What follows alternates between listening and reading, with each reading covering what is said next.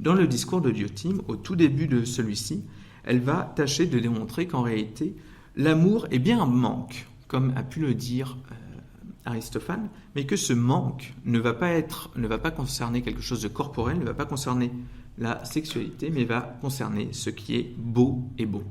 Il faut alors atteindre ce qui est beau et bon pour ne plus être en situation de manque. Chez Diotime, contrairement à Aristophane, le manque peut être véritablement comblé.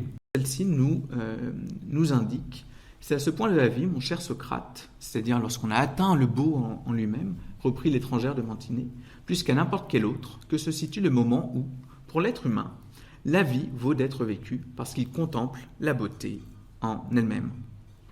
Ainsi, pour Diotime, le sexe serait secondaire par rapport à notre nature humaine. Le sexe n'a plus une dimension constitutive de notre nature, contrairement à Aristophane. Il y a donc une opposition avec son discours, puisque la satisfaction du manque constitutif de la nature humaine ne passe plus par cet aspect sexuel.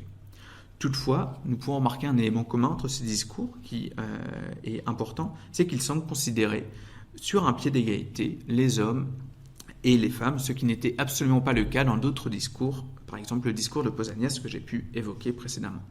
Petit point entre parenthèses, l'expression amour platonique qui a été forgée à la Renaissance vient précisément de ce type de considération. C'est-à-dire que l'amour véritable ne doit pas porter véritablement sur un aspect sexuel en tant que tel.